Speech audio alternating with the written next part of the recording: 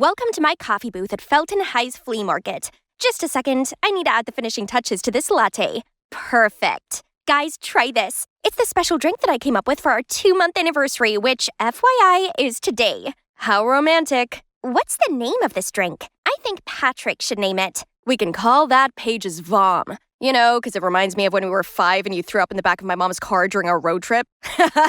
Stop! I'm not kidding. Me neither. It's one of my favorite memories, as that's when I fell deeply in love with you. Or how about, why is everything a joke to you? Just leave. We're done. I'm sorry about that. Let's start over. I'm Paige, and everyone calls me Perfect Paige because, well, everything about me is perfect. That must be thanks to my parents. My dad's a hospital director, and my mom's a university president. They both excel in their jobs, juggle family affairs, never quarrel, and always have smiles on their faces. And me, I'm beautiful, smart, and have some talents, such as making drinks. My dream is to run my own coffee shop. On the side of the dream job at the national TV station that I will definitely get, then I'll come home to my dream boyfriend who's a flawless man that I can count on. And we'll have a perfect love story like my parents. Then why did I choose that funny guy as my boyfriend, you ask? Before he became my now ex, Patrick was a close friend since childhood. We lived in the same neighborhood, and it was my friend Doris's birthday, but she came up with a stupid condition that all the girls had to bring along a boy. Please? This sounded ridiculous, so I presumed it was a joke and showed up alone. Only everyone else had a +1 with them. Paige, you need to stop being so picky and give a guy a chance. How about your bestie Patrick? He's nice, smart, great at basketball, and he's pretty cute, right? No, we go way back. He's all right, I guess, but that's not enough. There's no one on this planet who can reach your ridiculously high standards. He's the best you're gonna get, and look, he's also so funny. Patrick's sense of humor is by far his most infuriating trait. Fine, Perfect Paige. You'll just have to show up to the prom alone then. And I doubt that's a perfect thing to do. I guess Doris's words played on my mind, because when Patrick walked me home, I blurted out, hey, if we're both single after we turn 17, then let's date. Then my perfect school year will end with a perfect prom night with my high school sweetheart, just like in a rom-com. Huh? Have you eaten too much frosting or something? No, of course not. I just can't possibly turn up to prom dateless. Oh, the outrage. As if anyone could ever dare to go to prom without a date. But I'm not just anyone. Such a humiliating thing would be a scratch on the diamond, which is me. Okay. I'll do whatever you want. Time passed by and I concentrated on my studies and my hobby. Then before I knew it, I turned 17 and still didn't have a boyfriend. I heard this strange noise coming from my balcony. Patrick? What is he doing with a rose in his mouth? Hey there, do you remember our oath once upon a time? Okay, fine. From today, I allow you to be my boyfriend. Go home and get ready. Tonight will be our first date. Wait, you serious? It's not a joke. Why are you always joking? All right. Where does my love want to go on our first date? So we started dating, and so far, so good. Seeing as he'd known me for years, he knew what I liked and what I was thinking. He never argued with me and just did what I asked. And best of all, everyone complimented us and said we were a match made in heaven. There was just one problem. Patrick's sense of humor was ruining the romantic vibe. So that brings us to the present and why I ended our relationship. Later that night, Patrick called and apologized, but I confirmed that the breakup was still on as I didn't want to cause strain to our friendship. He seemed pretty surprised by this, but Patrick being Patrick, he soon made light of it. Back to the friend zone. Alrighty. So, no need to pick up Paige every morning anymore. Nice. See you in math class. For some reason, I was a little sad that he'd agreed to do this so quickly, but it had just been a dumb fling anyway, right? But hang on, what about prom? I couldn't lose face with my friends, so I joined a dating app to continue the search for my Prince Charming. Too short, too nerdy, too glary. And after days of desperately swiping, I finally found a guy that caught my eye. I mean, I couldn't really see his face, but he had to be hot. I messaged him right away, and you know what? We got on so well and soon arranged a date. I fixed my hair one more time and walked over to him. Hello, you. Patrick? Surprise, my bae. I'm your perfect mystery partner. Patrick, I swear to God! How do you feel? Angry much, huh? Then now you know how my poor heart felt when you broke it to pieces. I was fuming, but Patrick kept up his annoying grin. So you're that starving for love? All right, I know your ideal type way too well. Let me find you a guy. You know, attractive boys tend to hang out in a herd. We'll see. You know, being handsome is only one thing on my list. The first candidate was this guy called Beavis, the basketball team captain. We started talking, and it went well enough for him to invite me to go watch his game. He even winked at me before he scored a perfect three-pointer. All the jealous glances turned to me. Looks like Patrick really found me a good deal. At first, this was kind of cool, but soon all of the love letters and gifts Beavis received got kind of grating. Worst of all, he accepted them all. He didn't seem to be faithful at all. Also, his grades really sucked, and he was always so sweaty. This first candidate is out. Next was Daniel, a cute genius who liked to invent things. I really love how passionate he looks when he's working on something. He's so talented. But he always showed up late to our date with the excuse there was some machine malfunction. His clothes were always stained with grease, and all he talked about was research. Oh, actually, I have zero idea what you're on about. You're so robotic.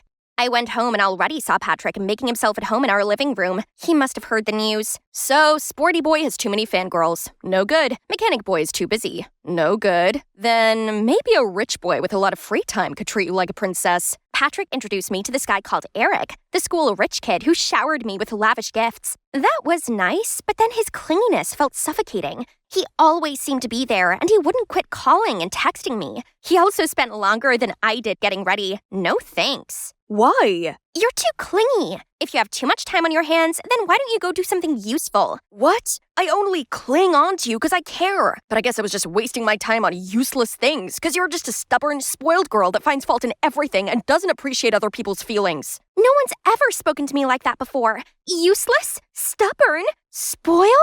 Eric's words were still echoing in my head as I walked home. Then I saw Patrick approaching. What's up? Who got you mad this time? Is it Eric? His downside is being too rich, isn't he? Not Eric, it's you! You deliberately set me up with those weirdos, didn't you? What are you saying? I only chose the guys that suit you best. No, they don't. I don't think you really understand me at all. Oh, really? How well do you understand me then? If you're that confident, then go find me an ideal girlfriend. Fine. Maybe you'll quit bugging me if you're taken. Turns out trying to find a girlfriend for Patrick was trickier than I thought. He's so friendly with everyone, I actually have no idea what his type is. Whatever, he made no effort to find me a nice guy anyway, so I'll just return the favor. Nope. Oh, Nina. I know her. A scandalous hot girl who always goes overboard on the wax statue makeup. I'm pretty sure she likes Patrick, as she's always cheering him from the sidelines during his games. Patrick, let's see what fun date you can have with this girl. The next day, I walked straight up to Nina and asked her if she wanted to go on a date with Patrick. She looked kind of surprised, but then after thinking it over, she agreed. They met at a cafe, and after I introduced them to each other, I sat at a nearby table and observed. I expected things between them to be super awkward, but surprisingly, they seemed to get along quite well. I couldn't hear what they were saying, but they kept bursting out laughing. They acted like they'd known each other for ages. Patrick and Nina bid farewell, and as soon as Nina walked away, I jumped out and asked, "How can you have fun chatting with Nina all night? Don't you see her laughing out loud? That's not very ladylike." So she's fun. Everyone has flaws, though I don't even think it's a flaw. It's cute. Fine, let's see how long you two can have fun. But in the following days, I still saw Patrick with Nina. Then at school, I overheard Nina talking to her friends. "Tonight? No wonder you've been looking so happy all day. Of course, it's going to be a big confession." Huh? They've only been dating for 5 minutes. I wonder why Patrick liked Nina that much. So I decided to stalk them. I followed them to this posh restaurant. Ugh, so humiliating. Who would have thought that Perfect Paige would do something like this? But there's no way back now. They spoke for a bit, then Patrick went to answer a phone call. I thought he was going to plan his confession or something. But then, to my surprise, a man swooped in and sat down with his arm around Nina. That's Beavis! What? How could they be so shameless? I quickly ran to find Patrick, who was chilling in a corner, so I quickly pulled him back to the table. "Look, you're being cheated on." Cheated on? What do you mean? "The girl who's been clinging onto you for days has been flirting with your teammate. Stop playing dumb, please." Nina is just my friend. She likes Beavis, not me. Nina clearly likes you. She follows you to every game. How could she switch to Beavis out of nowhere? You should defend me, not a stranger like her. Did you forget Patrick and I are teammates? Nina was actually there for me. I agreed to meet Patrick just because I wanted to ask him to talk to Beavis for me. Sorry for misleading you. What's with a bulldog's frown? We just successfully match-made a couple. Let's go give the lovebird some private space. I guess you'll have to find me another girl. Don't act like we're close. I don't want a flippant and heartless friend like you. You're the heartless one. You're making a mess with your ridiculous standards and expect others to follow all of that, then act like a victim? Don't you see how Patrick is the real casualty here? He tended to your absurd needs, even helped you get a boyfriend, yet all you do is treat him like garbage. Selfish Paige. You're not as perfect as you think. What? What do you know? You're just a plastic girl after all. Yeah, I might be plastic, but at least I realize what my flaws are to try to fix them. Unlike you. You call yourself a diamond when actually you're just a silly pebble. Was this really what people thought of me? I couldn't believe anyone would ever describe me with such ugly words. I ran home and shut myself away in my room. It made me so distraught knowing that other people thought I was bad like that. Mom came into my room to check on me, and I ended up blurting everything to her. How everyone seemed to hate me now. How I might be alone for the rest of my life without finding my perfect other half and having a happy ending like Mom and Dad. Sweetie, everyone has flaws. I do, and so does your father. I can have quite the temper, but your dad always knows what to say and do to calm me down, while he is terrible at being romantic, so I have to give him hints now and then. Point is, we accept and love each other, flaws and all. That's the secret to a long and happy marriage. Talking to Mom really helped me understand that no one is perfect, and therefore my standards are unreasonable. I had some apologizing to do. I texted Beavis, Daniel, Eric, and Nina. Beavis replied straight away, telling me he was sorry too for what he said, but it came from a good place, and he's sure that I was better than that because he trusts Patrick's eye for people. Now there was just one last apology for me to make, and I needed to do this one in person. Oh, looks like he already found me. Hey, Shawty. Are you looking for me? The most handsome guy in town? Please stop. I came to talk to you about something serious. I came to see you too. Trust me, I didn't match you with those silly guys on purpose. In no way do I want to hurt you, because I like you, Paige. For real. Since when? I just thought we were just good friends. Since we started dating. At first, I just went along with it, but gradually I found myself having real feelings for you. I'm so sorry for causing you trouble. Being around you makes my head fuzzy. I always crack jokes just because I want to make you smile, but turns out you don't feel the same. I will try to keep it down from now on. No, I'm sorry too. You don't have to change anything for me. It's the real you after all. I've truly learned it now. Nobody's perfect, and it's the way people complete each other's imperfections with their personality differences that tighten their relationships. And maybe being perfect is my imperfection. So now you have my permission to offset it with your annoying unseriousness. So, where were we? As a couple? Ha! Oh right, Paige's vomit. Shall we go home and make that signature drink again? Just kidding. It's finally the first day at the aquarium. And to say I'm nervous is an understatement. Stay calm. You can do this. You're Ariel, not Naira. I'm headstrong, spirited, and... Okay, let's get into character. Bright smile? Check. Friendly manner? Check. Ariel's accent? Check. I was a dazzling mermaid and even let the little kids stick their stickers on my fishtail while I answered a bazillion questions about Atlantica and my Prince Eric. The last visitor was the sweetest little girl who handed me a collectible box of cutlery as a gift. Oh my, such a lovely comb, but it looks rare. Are you sure your guardians would agree to this? Of course. My brother always says yes to me. The little girl signaled someone in the crowd to come over, and it was Arson? As in the cutest boy from school? Naira? Oh my god, your take on Ariel is spot on. I didn't know there was a side of you. What are you talking about? I know not of this, Naira. Feeling the panic rise in me, I lifted my fishtail costume and ran with my 2 feet as all the kids stared in shock. I'd never wanted to disappoint those kids, but I had the biggest crush on Arson, and no way had I expected him to be there and see me like this. At school, I was a loser, a nobody. Yet, when I was acting, I felt invincible. At least, I did until my timid, introverted side got in the way of my performing dreams. That day, our drama club mentor announced our school play this year would be Legally Blonde. I loved that movie so much, and I already knew all the lines. I couldn't let this opportunity pass me by, so when the mentor asked who wanted to audition as the lead, Elle Woods, I took all the courage and raised my hand. The whole room fell silent and suddenly burst into laughter. Oh, please, how could a loser like you play the glamorous Elle Woods? Worst of all, the mentor agreed with her and said that I might be better suited for the nail lady role. And then she said the lead should go to someone who's outgoing and influential, like Eliza. What? Eliza's got the emotional range of a teaspoon. I've gotta get this role. So I waited until the end of the meeting and then spoke to the mentor in private. I'm sorry, but I can't cast an Elle Woods with stage fright. Naira, I'll consider giving you the role, but only if you can prove to me that you can do this without your fear getting the better of you. So, try practicing by going out in public and interacting with strangers. Get yourself comfortable in front of a crowd. Can you do that? Feeling determined, I went to look for some kind of social experiment right away. And that's why I applied for this job at the aquarium. But I never thought anyone from class would show up, least of all, Arson. He even caught up with me at school the next day, insisting he saw me at the aquarium. And typical me, being all fidgety and shy, I blurted out, maybe you mistook me for my twin sister, Cora. Oh, in that case then, can I get her number? Or can you, arrange for me to go on a date with her? The way she glowed with confidence was amazing. Wow, I didn't expect him to be that into my acting. How ironic. Wait, what if I continue to play Cora and go on a date with him? I could practice my acting as this unapologetically outgoing girl while spending time with him? Tempting, right? Okay, wait at the book cafe near school on Sunday, 3 p.m. I'll tell Cora about it. I'd been preparing for this date the whole week. After watching multiple tutorials on YouTube, I was finally able to put together this bold look. All that's left to do was to wear Cora's self-confidence to match it. So I did a Bella Hadid runway strut into the cafe, straight past the gawping onlookers and over to Arson's seat, and interrupted him from his reading. Hi, is that a Rick Riordan's book?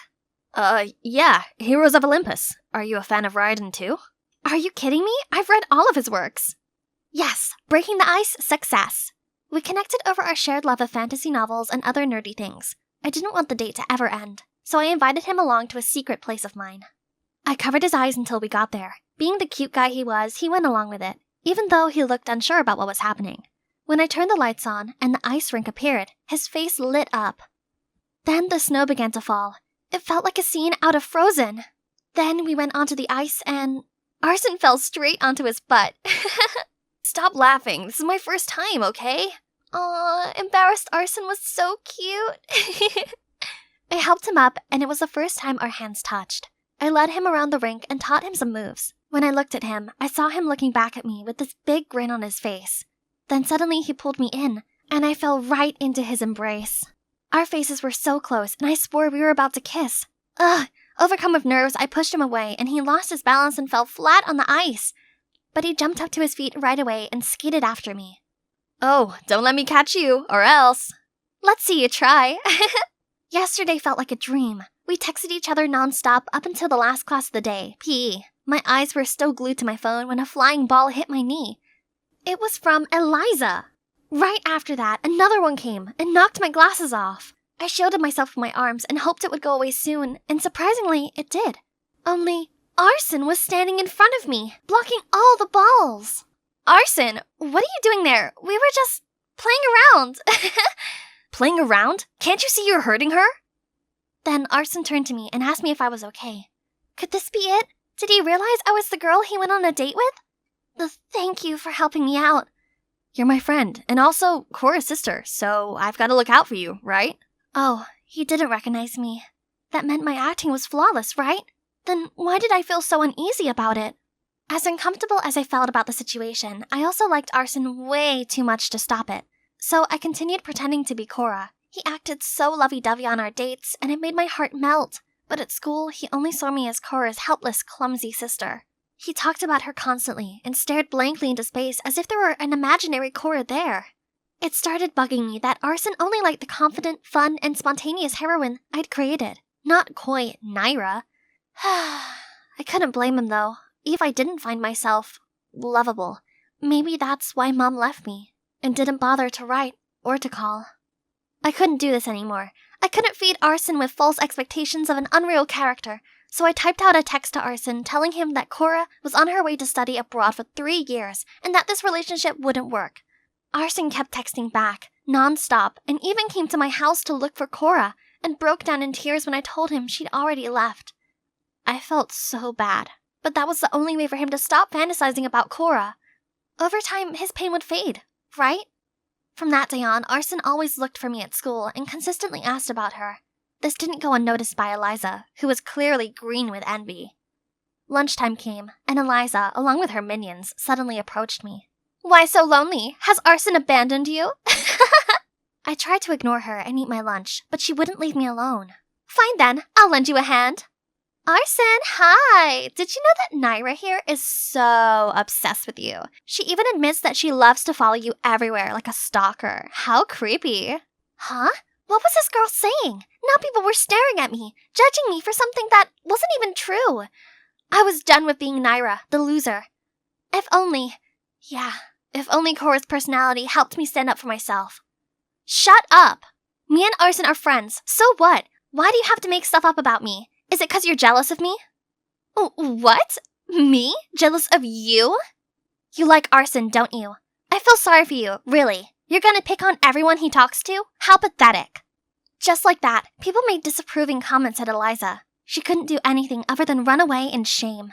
While I suddenly received praise for standing up against the school's tyrant, people seemed to love this new side of me, so perhaps it was a good time to give myself a makeover. The next day at school, I started dressing up boldly and wearing contact lenses instead of nerdy glasses. My classmates seemed to like my new look. My drama club mentor changed her attitude towards me as well. I even applied for the student council and my popularity grew, and so did my friendship circle. The world opened up to me, but weirdly, being around people all the time just felt uncomfortable and exhausting. I couldn't really talk to any of them, as we weren't even close. I just felt so left out. When it came to a charity date auction, being on the council committee meant that I was appointed a bachelorette. That meant everyone joining this event would bid to take me on a date, and that bidding money would go to the school's fund to build a new cafeteria. That's how I ended up here, on stage at the auction. I tried my best to act cool, to raise as much money as possible. The boys kept cheering for me, trying to show their charms, and I tried to flirt back by talking nonsense and winking at them.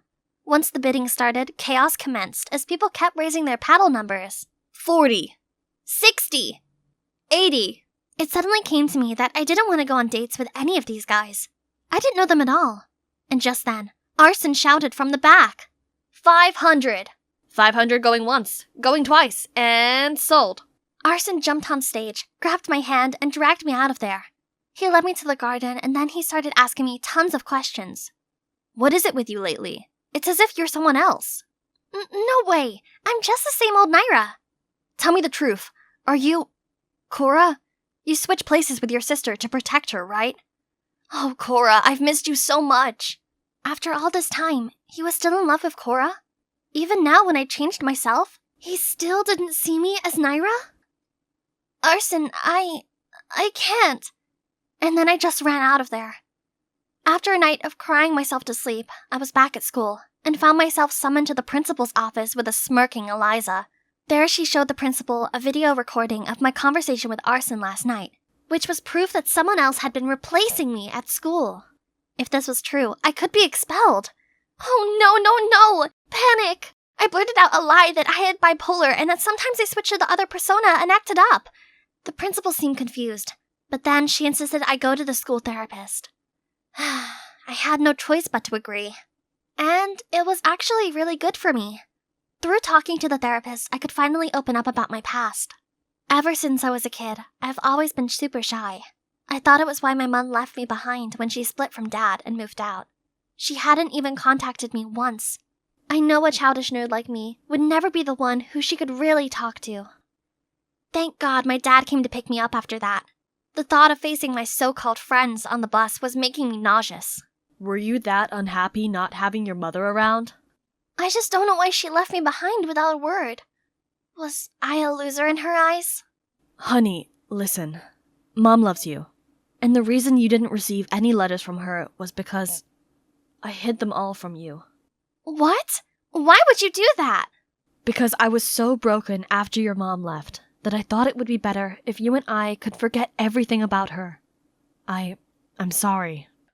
Don't you know how terrible I felt about myself all those years just because of your selfishness? I ran into the house immediately. I couldn't look at him right now, only to see Mom and Cora were sitting in the living room. Both rushed towards me and pulled me in for a hug. Yeah, the Cora character wasn't entirely made up. Instead, I based her on my real-life twin sister. The little 5-year-old me always struck by Cora's side, hid behind her dress while she boldly stood up against anyone who dared to pick on me. I'd always looked up to her. Turned out, when Dad got the call from school, he realized his actions had caused me pain, so he did everything in his power to contact Mom and brought her and Cora from LA to here. Mom kept apologizing to me, saying she regretted every minute of leaving me behind. Seeing them all break down in tears like that ached my heart, but it gave me this warm feeling at the same time. After all this time, my family feud was finally resolved. Just at that moment, the doorbell rang. It's Arson. Naira, is that your boyfriend? What? I dragged him away immediately, and this time I admitted the whole truth to him. I told him how I lied that the girl in the aquarium was Cora, because I didn't think he'd like the real me, as I wasn't a confident presence. But my feelings for him were real, and that's why I tried so hard to get close to him, but I figured now that he knew the truth it'd be over, so I'd just walk away. Finally, I'm back. I've been in LA for an entire winter break to spend more time with Mom and Cora, and to figure myself out. I've realized that being an introvert is nothing to be self-conscious about. I'm observant, and that'll help a lot of my acting passion, right? This semester, I'll definitely try to impress my drama club mentor. No boys will ever distract me again. And that's when I spotted Arson waving at me with a huge bouquet in his hand. Arson, what are you doing here? I thought you were still mad at me. Well, I thought about it a lot, and honestly, things between us got messy, so I'd like to get to know you again. Only this time, please can it be the real you, as I really want to know what Naira's about. What do you say? Yeah, I'd love that. Blue sky, white clouds, golden sand. Such a perfect day for sunbathing on this luxury Hawaiian beach, while being served by Kirby, my archenemy. That brat used to tease me all the time about my old clothes and messy hair. Little did she know, I was secretly a millionaire. Earth to Clarine. Castle building all day won't fill your stomach. Finish your shift and go home. Well, Mary, who doesn't want to get rich? Sadly, some of us can only dream about it. If you want to be Cinderella, then go find yourself a prince. Just not Danny. He's just as poor as us. Do not underestimate my Danny. My precious heart fell for him for a reason. It's just that he doesn't seem to realize that we're destined for each other yet. But Mary was right. My dinner won't cook itself. Let's see what we can afford for tonight. My dad left us when I was 4, and since then, Mom worked her socks off to provide for us. So it was down to me to also work to save up for my law school dream. All of a sudden, groceries started raining down on me. Bottles tumbled off the shelves and broke into pieces right by my feet. Ah! Is it an earthquake? I stooped down and prayed until it stopped.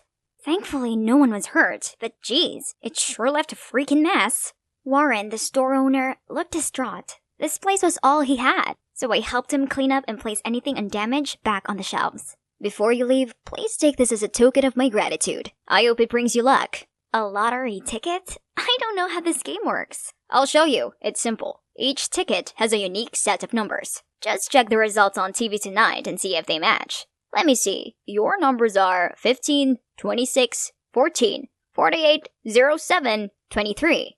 Hey, those are the lucky numbers that have been on my mind all day. I want that ticket. Kirby, stop poking your nose in my business, will you? Sorry, miss, that's the last ticket today, and I already gave it to Clarine. Then I'll buy it. Here's your $2. Give it to me. You wish. I didn't really care about this ticket, but there's no way I was going to let her get what she wanted. And surely, she wouldn't leave me alone. How about $10? That's a fortune to the likes of you. No thanks. I'd rather win millions instead and make you my maid. Look, you'll never get anything from me, be it this ticket or Danny. Just give up. Fine! Let me skip this stupid ticket, but Danny, never.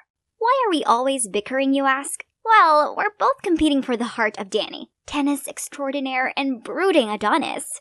Actually, I thought I had more advantage as he worked part-time at the same restaurant. But nope, Danny was such a cold fish. I tried again and again, but every single time, he just gave me a soulless thank you and that's it. If only I could build him his own tennis courts, perhaps he'd change his attitude. But that's impossible for a poor girl like me, unless I somehow hit the jackpot. The lucky numbers today are 48, 07, 15. Should I add winning the lottery to my daydream list? 26, 14. Is it just me, or do those numbers sound familiar? No way. It can't be. And the mega ball is 23.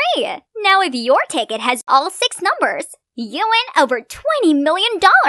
Play on. Me. I think I just become a millionaire. God had answered my prayers. What? Kirby's here too? The ticket must have hit it for real.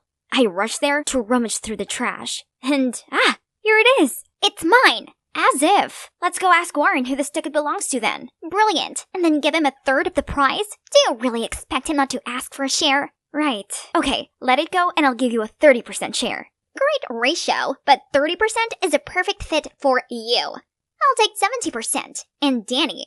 Oh, that's how you want to play. Fine then. How about whoever wins Danny's heart gets 70%? Deal. So we agreed to hide the lottery ticket in a trunk with 2 locks. Each of us kept 1 key to it. Then we buried it in a bush at school. Looks like the secret race between us starts now.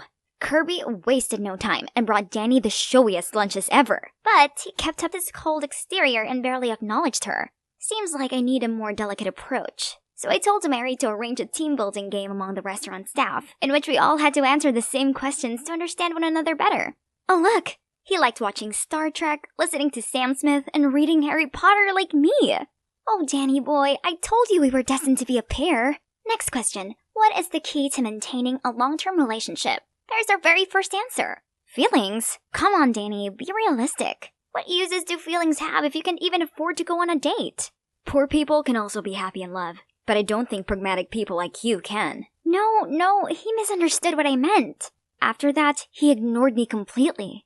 Worse still, kooky Kirby never left him alone. She even brought the whole cheerleading team to do this ridiculous routine while he was playing. Who cheers on a tennis court? She was going big, so I needed to step up my game. It's time to bust out my college savings.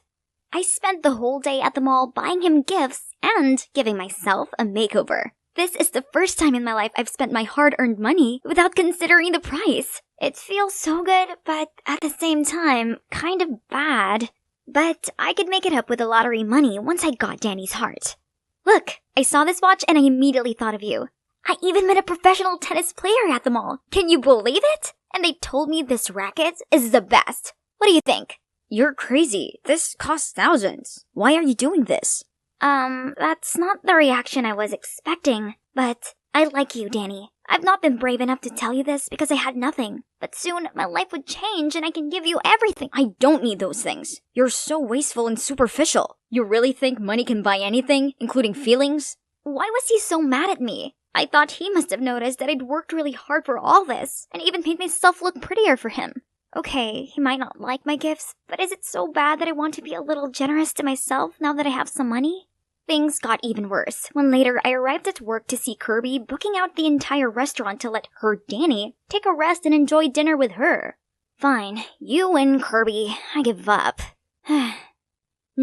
Basically nothing went the way I wanted. My luck, my money, my man. Now I'm fine with just the 30% God gave me. I'm done chasing anyone. Only my stray friends understand me. Muffin, Brownie, Oreo. Wait, where's Cupcake? Looking for him?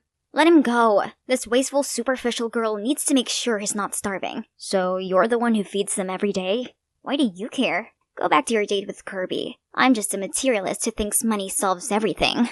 I'm sorry for how I acted earlier. It's just that, at home, I'm surrounded by people who are all about money, so I hate that way of life. Why are you talking like you come from money or something? Yeah, kinda. My parents are the presidents of Sunland Corp. What? The biggest furniture corporation in the city? Unbelievable! So why are you working part-time at a restaurant? I want to earn my own money. An independent life suits me much better. You're so silly. Why struggle if you don't have to? If I were you, my life would be so different. I'd make sure that my mom didn't need to work all the time to make ends meet. I could even go to any expensive law school I want and care for all the stray cats and dogs I find. Surprisingly, this time, Danny didn't look at me with jaded eyes like before. Instead, he just listened patiently and gave me the sweetest smile ever. But not love. That's one thing money can't buy. How about Kirby? Did any of her grand gestures impress you? I prefer the cats. Our talk has confirmed that there's still a chance for me. Kirby's only advantage over me is money, but Danny doesn't care about that anyway. Is that the new student? Seems like Danny just found a worthy opponent. He's Finn. Look how he smiles whenever his opponent catches up a point. Wait, did you just call Danny someone's opponent? Someone has a new crush. Who? Don't talk nonsense. Right then, a ball zoomed toward us. And holy moly, Finn caught it just mere inches from Kirby's face. Are you okay? She's fine. Her face always turns red. Nothing to do with the ball. Kirby was so embarrassed that she ran off. It seems our race took a turn. But then, shockingly, Finn turned to me and asked for my number? Huh? Does my charm glow this much? Everyone knew I liked Danny, but he's such a riddle. Maybe I could use Finn as my last card to make Danny jealous and bait Kirby to give up on our deal. What a genius I am! Then, for the next few days, whenever Danny was around, I flirted with Finn and made sure Kirby saw us. One day, I made an excuse to borrow Finn's phone. Then I secretly used it to send Danny a message to stir up his jealousy. If you don't like Clarine, then let me play with this innocent girl for a bit. And Kirby also needs a kick to admit her feelings as well, right? Actually, I like you. Looking into your eyes, I know you also have feelings for me. So... And finally, I set a date for them at the tennis court tonight at 8. If Danny doesn't want me to get hurt and Kirby doesn't want to miss her true love, they'll show up. Then I covered up my tracks, blocked both our numbers, and returned his phone. Thank you so much. Are you free tonight? Come to the tennis court. I have something important to tell you. Oh god, Finn looks like he just won the Wimbledon. That night, Finn got there early and was really excited. Let's see who'll raise the curtain. Ah, it's Kirby. Oh, Finn, you had me at hello. But admitting my feelings means I lose the deal with Clarine, so... What do you mean? What deal? No, don't get me wrong. Actually, we won the lottery and made a deal to share it. Anyways, silly me. Money can't compare to you. Lottery? You two share it? Why did she even mention the money? Right when it's getting messy, Danny turned up. Bastard! Now you're two-timing? Danny, why are you here? He's just playing with you. This jerk is seeing both you and Kirby. Don't let him fool you. I think Finn is a nice guy. Plus, I've told you how I felt, but you've never seemed to like me back. So Finn told me he liked me. Clarine, I like you. More than you know. Can't you see? I've given a lot of hints. I always make excuses to go home with you. I told you that feelings are the most important thing to me. As in my feelings for you. Really? Idiot. How am I supposed to pick up those hints? So this daydreamer wasn't just imagining things? Turns out my plan actually did succeed. Kirby, it's true. I do like you. But I thought you were out of my league, so I just wanted to ask Clarine for help. Oh, how nice. Kirby, with a huge grin, then admitted I won. Then she dragged Finn away. I guess my biggest win is successfully pairing up two couples. The next morning, Kirby and I opened the trunk to get the ticket. When to our utter shock, Finn swooped in and snatched it away. While we were still processing what was going on, he ran off with our millions. But then, a shadow sent him tumbling to the ground. Danny? I saw him following you two and knew he was up to something shady. Then, Finn confessed that he transferred schools and approached me for the lottery ticket following his dad's order, who's none other than Warren. He knew it was a jackpot-winning ticket, so he set up a plan to steal it from me. I'm so sorry. My dad's a gambling addict, which left him heavily in debt, and only this ticket could save him. Oh, Finn, I believe he's not a bad person. This ticket was originally from Warren anyway, so we both agreed to give him a share to pay off his debt. Finn was moved and handed the ticket back to us. On learning this, Warren thanked us and offered to drive us to Tallahassee to claim our prize. He even carefully got me to double-check that my ticket was in my purse. But halfway there, the car suddenly broke down, so the four of us got out and gave it a push. But as we started pushing, Warren suddenly sped away, leaving all of us standing there in shock. Where's your purse, Clarine? I left it in the car. That greedy snake Warren did this on purpose to run away with the ticket. Now what to do? Walk back home or walk to Tallahassee? Calm down. Danny already has a backup plan. This is the real ticket. Enjoy the view for now. A taxi is coming to pick us up. Actually, the moment Warren offered to drive us all the way to Tallahassee, I sensed something sketchy. So I swapped the tickets. My dad's gone too far this time. He needs to stop gambling and work hard to pay off his debts instead. Finally, we got the cash prize. However, the four of us decided not to divide it anymore. Instead, we're building a shelter for stray animals together. Surprisingly, our project soon reached many philanthropists, and now our fund has been expanded across the US. Since then, Kirby is no longer obnoxious. Now she even wants to become a veterinarian. And me? I will continue to work my way into the law school of my dreams. My hard work has really paid off because they just sent me an acceptance letter. I might not be rich, but in all honesty, it doesn't matter, as I couldn't be happier.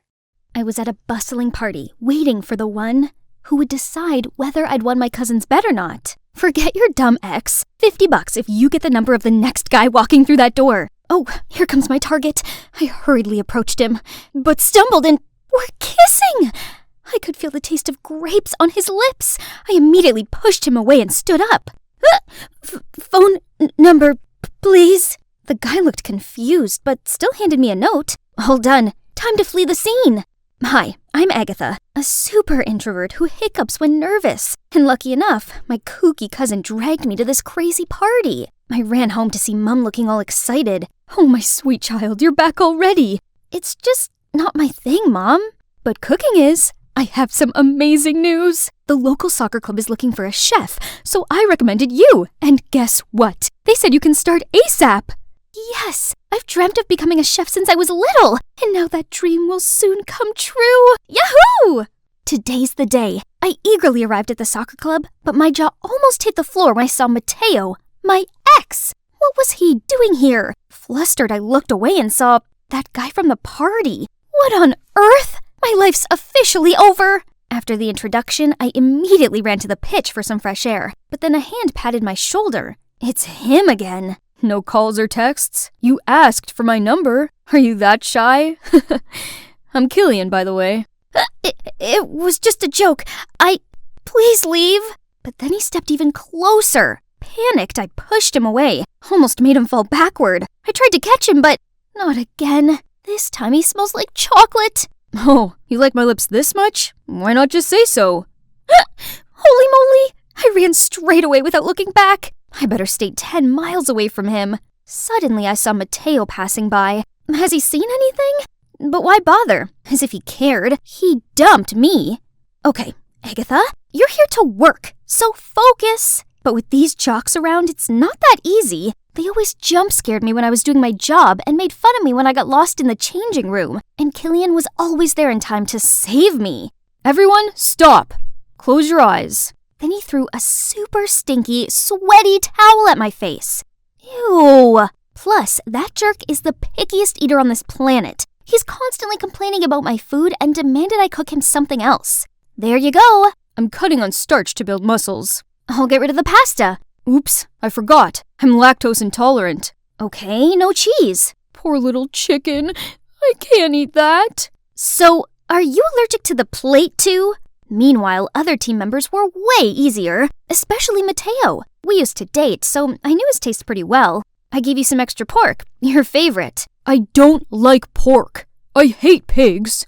Just then, Killian jumped in. You should focus on me instead. We can discuss my meals privately. Before I could say anything, he already handed me a note. Me and him alone? That's weird. But learning his eating habit would help my job, right? Nope. Big mistake. Killian had an endlessly absurd list of diet restrictions. No more than 2.5 grams of salt a day, mayonnaise on everything, no mushrooms, and spaghetti without tomato sauce. Did he just descend onto Earth? And during the meal, this dude kept smiling and staring at me. You like me or something? You have a veggie on your teeth! Dude! Oh gosh! I immediately ran to the restroom, but Killian caught up with me, holding a ball of wool. Is this yours? I looked down to see a wool thread coming out of my dress's hemline.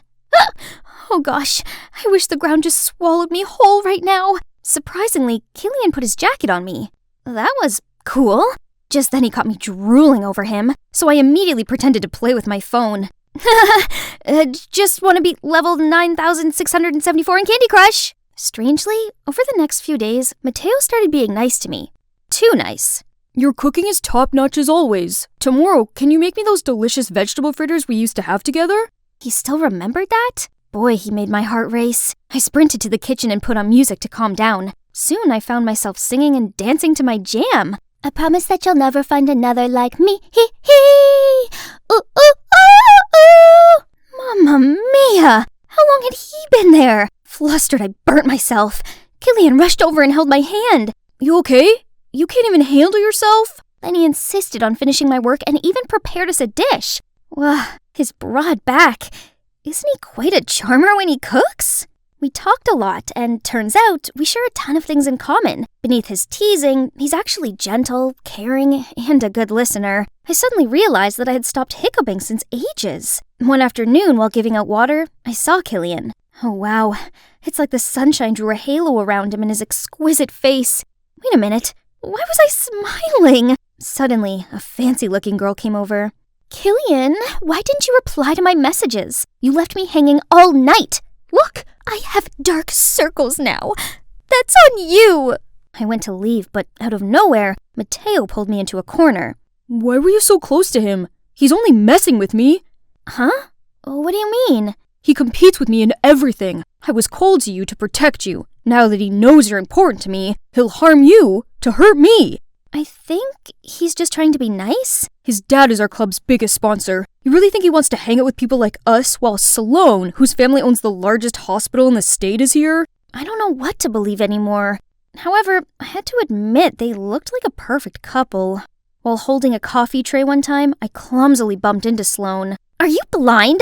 Why do they let a doofus work here? Come on, Sloan, you bumped into her. He sure seemed sweet to me. Maybe Mateo had misunderstood him. Then once, I spotted the two of them in a quarrel where Killian even pushed Mateo. I tried to intervene, but they brushed me off. What was going on between them? A few days later, I returned from the grocery store to see the head coach in a fit of rage. Explain to me how Mateo is hospitalized for eating your food. What? Why? Stop it! You're fired!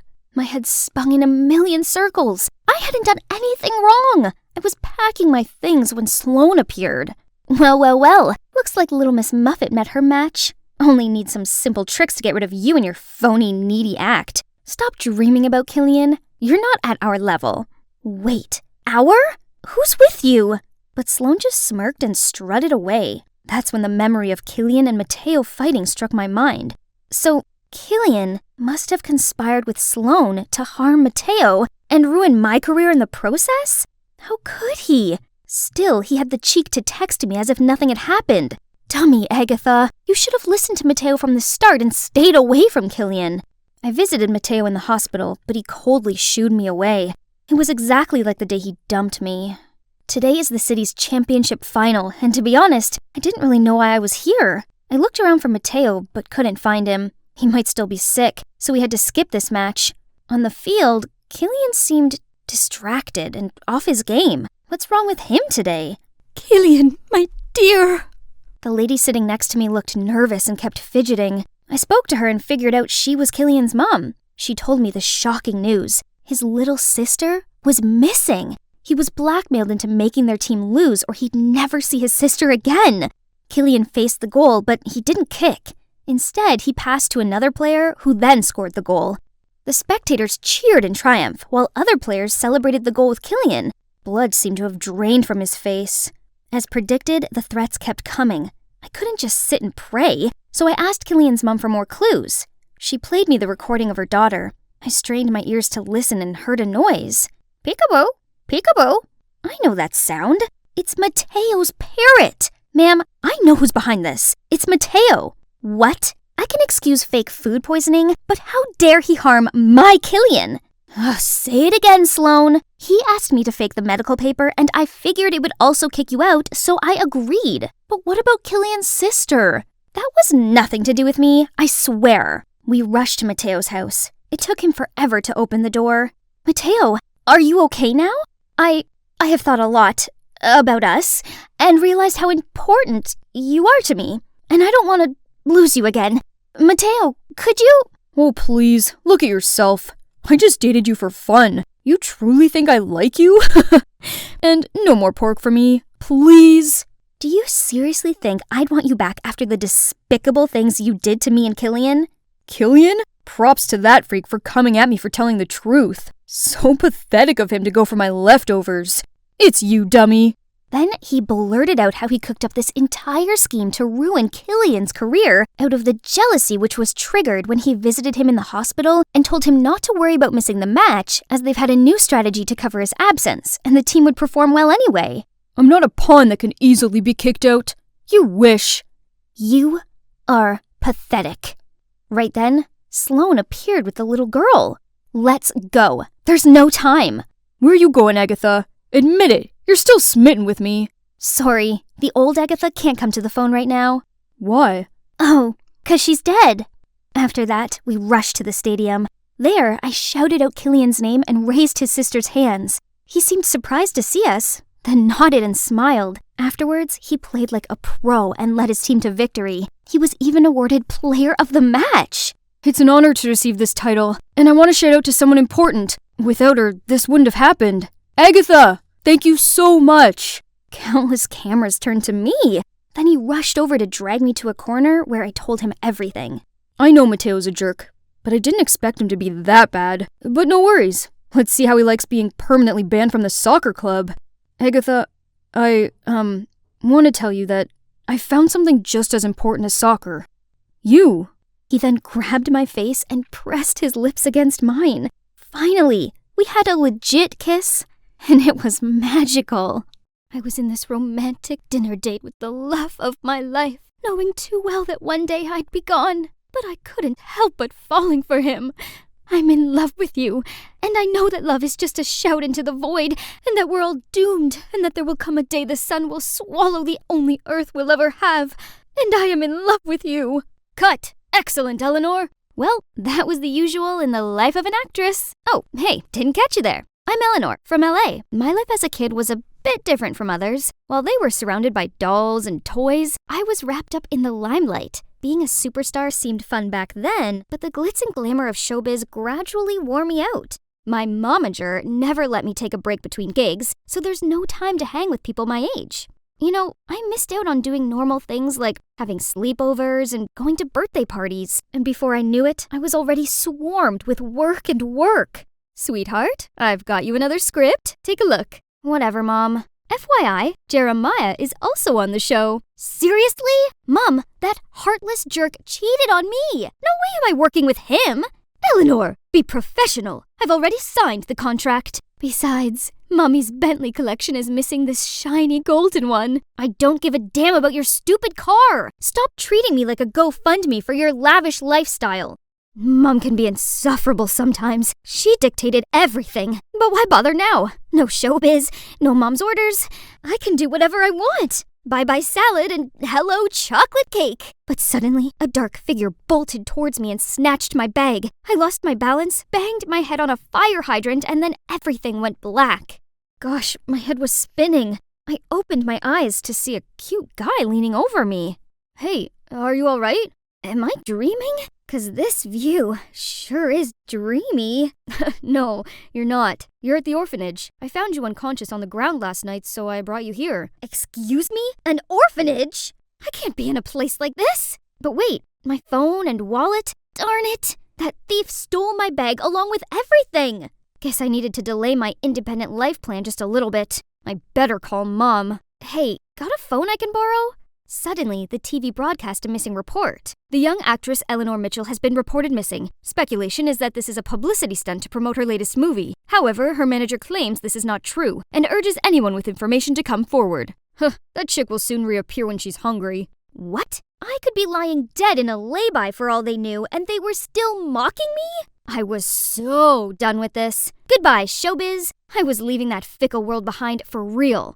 So I asked the orphanage's manager if I could stay here and help out. Just then, a group of kids noisily ran towards me and printed their hands on my shirt. No! My custom Chanel! Sis, come play with us. Do I look like a nanny to you? Go wash your hands, dirty children. Shoo! Shoo! You're supposed to go play with them?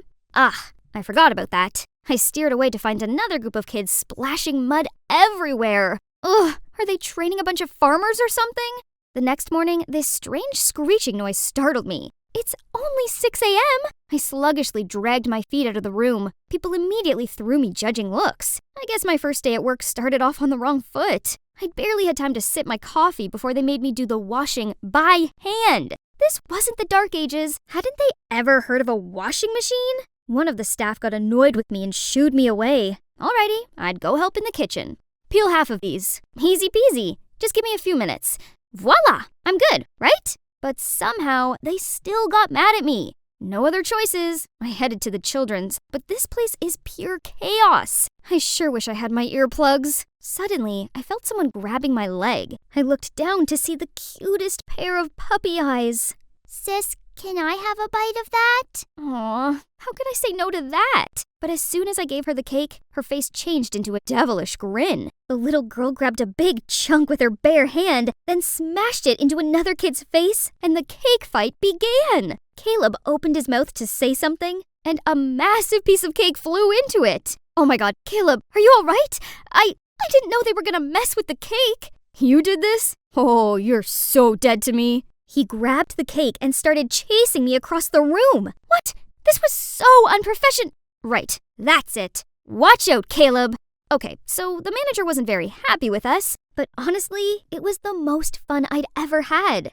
Besides, after the cake fight, the kids seemed to like me. Whenever they saw me, they clung to my legs and begged me to play with them. One day I was in the garden attending to the flowers when this little girl ran over to me in tears. Oh, Pumpkin, what's wrong? Bella was adopted a few days ago, but they just brought her back. Poor kid. All I could do was pull her into a warm embrace and pat her back. Do you know what it is these kids crave the most in the world? Not new toys or expensive clothes. They just want love. Love? I never thought something so simple could seem so unreachable to these kids. Well then, this Eleanor will make sure they'll be showered in love from now on. There's still some troubles, but luckily, I had Caleb on hand to help. Then one night, I was sitting outside looking at the skyline when Caleb came over. He leaned across me and pulled something off my cheek. Oops, the kids must have stuck it while I was asleep. That's on you for giving them a sticker book. Eleanor, I'm glad you're here. I really like you and I'm falling in love with you. Will you be my girlfriend? Wow, I wasn't expecting that, but Caleb was a great guy, so being with him made sense, right? And the following days were fantastic. We found out lots about each other. Oh, there's something you might be surprised about me. I used to be an actress. Oh, I didn't expect that. I just think showbiz is kinda toxic. Sorry you feel that way, but believe me, I have no interest in it anymore. Good, 'cause it's all a load of pretentious jerks who think they're so much better than everyone else. That's harsh, I guess, but he's right though. Anyway, I've already found fairy tale love right here. But to be honest, I did miss the elaborate sets, the stunning costumes, the dazzling studio lights, and the feeling of morphing into a different character. So sometimes I played out Disney princess roles for the kids. But one time, Caleb stormed in on us. Look at you! You've fallen back into your old ways. Come on, kids. You have better things to do than this. My heart thumped in sadness. Acting was a part of who I was, but seems like he'd never understand that. And I don't want to upset him either. So I guess I had to put aside my passion and just focus on my new life here. One day while skipping towards the playground, I slipped on a banana peel and was about to fall when a strong arm caught my back and helped me to stand up. Surely he did have a strong build and a gentleman manner. But who is this guy? I thanked him, but he just stared at me. You look just like Eleanor Mitchell. Well, I am her. Oh, you left showbiz for real? I thought it was just a media trick. Oof, what was his deal? Was he a reporter coming to dig up dirt? Oh, sorry, just kidding. But are you serious about quitting acting? You've got talent. All you need is a good script to sink your teeth into, instead of those terrible ones you've been given. Huh? Was that considered a compliment? Turns out he's Frederick, a young screenwriter who came to the orphanage for inspiration and to help out. He even set up a mini theater for the kids to have their first cinematic experience. As you can see, anything's possible in movies. Even our most magical dreams can come true. I suddenly remembered why cinema had captivated me in the first place. It opened the audience to multiple perspectives and worlds. This is the cinema I love and dream of being a part of. And maybe that's why I'm naturally drawn to Fred. He might seem a little playful, but when it came to movies, he turned into another person. I cannot deny that my flame for acting was rekindled by his genuine sharings. I mean, everybody loves Fred. Look. Well, maybe not everyone. Okay, kids, but remember, studying is priority so that you can have a better life. Acting and scriptwriting is just a pipe dream. It's not real. Yes, studying is important, but arts are what we live for, what nurtures us from within. Art has no value. Investing money in arts is like throwing it out the window. There are people who barely have anything to eat. Why not use that money to help them instead? Gosh, these man children. They looked ready to start a fight, so I had to step up and stop them.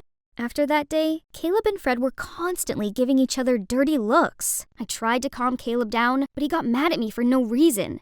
Things only got worse between them, and I felt awkward with Fred. Just let him be. I don't want his problems to get in between our friendship. By the way, I have something for you. Then he showed me his new script and asked me for advice. And guess what? The script was actually based on my life in the orphanage. He'd been inspired by my journey here. It was such a beautiful script, and I felt seen and understood, though we just met not long ago. Then out of nowhere, Caleb angrily bolted towards us. What the heck are you doing? He tried to drag me away, but Fred stopped him. Dude, can't you see you're hurting her? Not your business. Get your dumb writing hands off of her. Stop, Caleb, you're being rude. I'm not done with you, Eleanor. You went behind my back to swoon for this brat and his dumb art. I thought you'd be different, but you're just like them. Once a spoiled actress, always a spoiled actress, huh? So this is how little you think of me? Caleb, listen. Acting is what I live for. I even tried to hold it back just to please you. And look where it got me. I'm done hiding my true passion. Caleb, we're over. Caleb looked down and didn't say a word, and after that he packed his things and left the orphanage. It's true Caleb had opened up something in me, but if being with him meant I had to lose myself, then I'd gotta let him go. The orphanage without him was not the same. Luckily, I had Fred to cheer me up. He asked me to play the lead in his upcoming film project, and with the script based on my journey here, I agreed.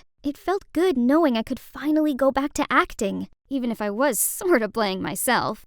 Then one day, I found a baby left in front of the orphanage. Then I quickly carried him inside. Poor Hector. I'll take good care of you. Mama. That's right.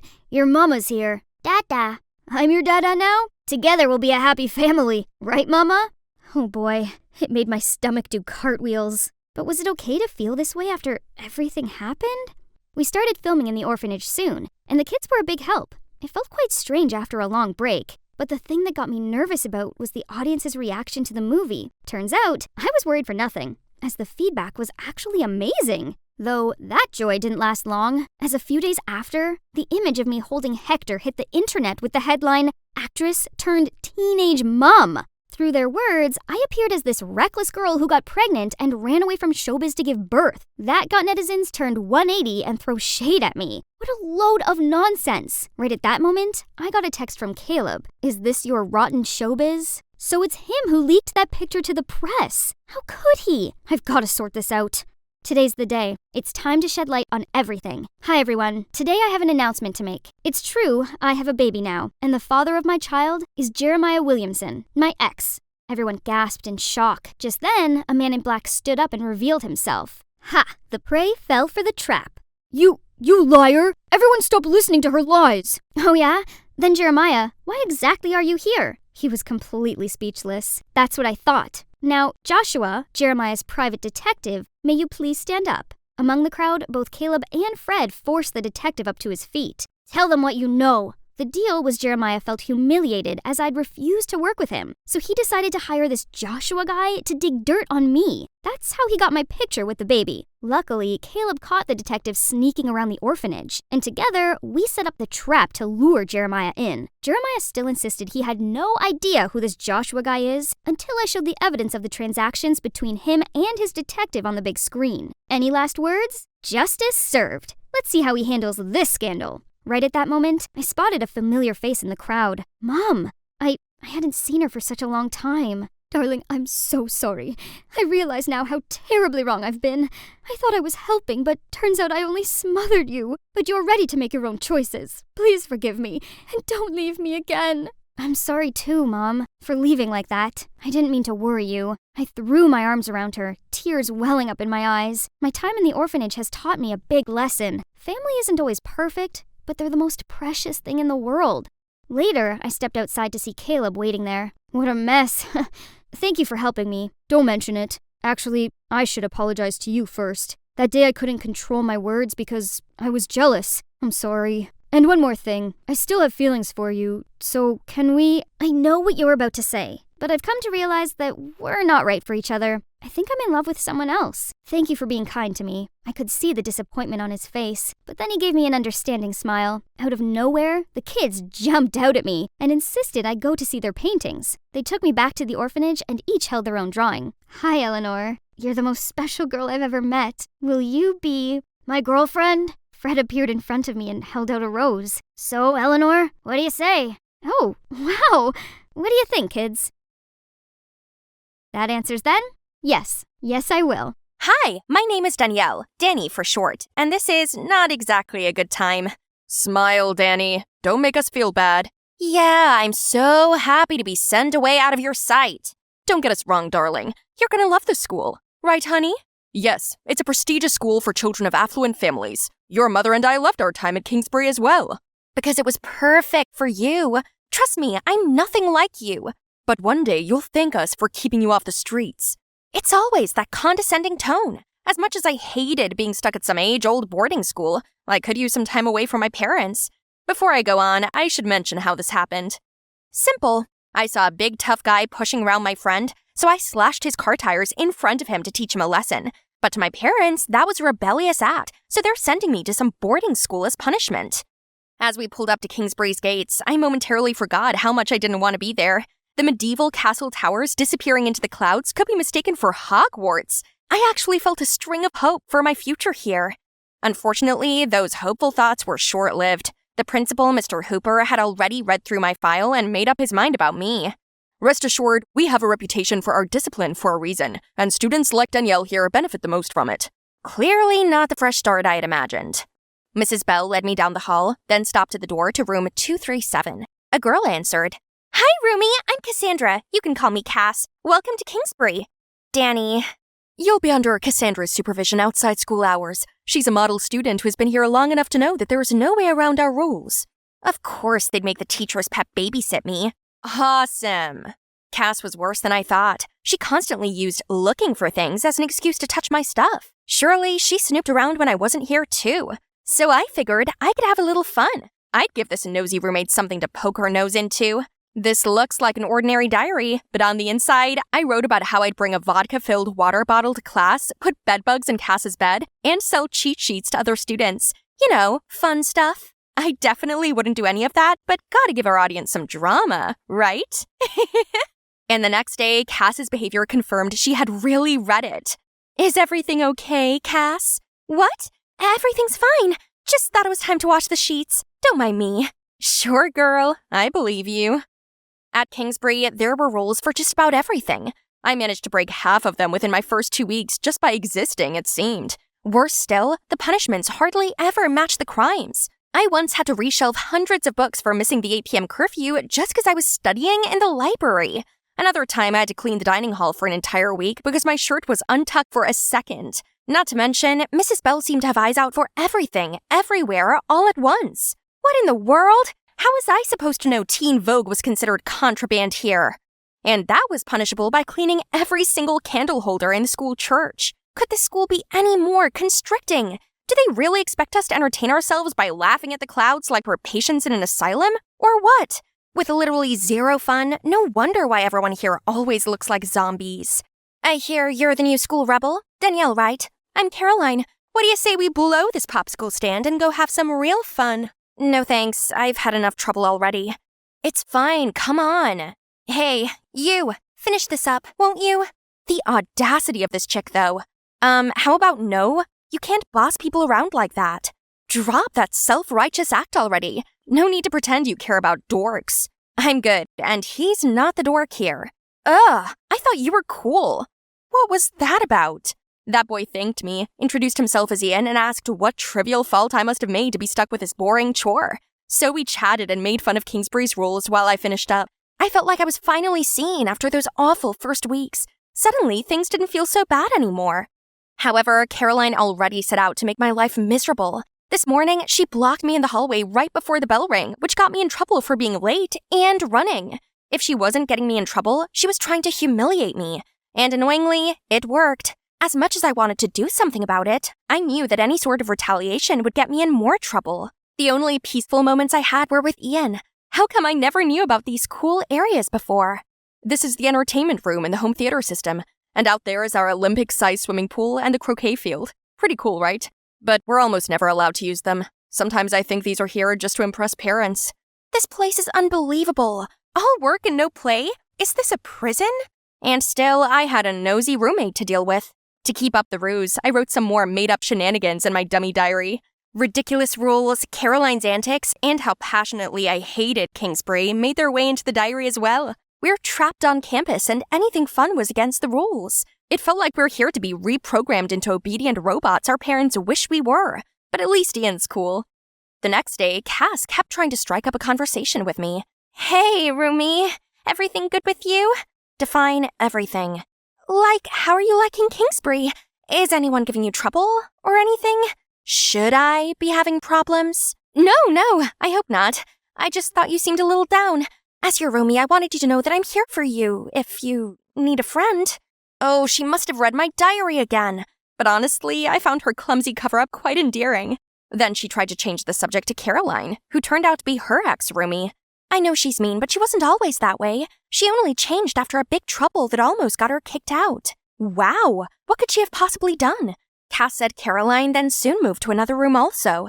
I can't help but feel bad for her, though. She was actually kind to me. Cass seemed genuinely nice, but I wanted to see if she could be honest. If you're really my friend, then tell me, did you read my diary? You know? But hear me out. Your parents paid me to keep an eye on you and report everything to them. I agreed because I thought I was helping you stay on track.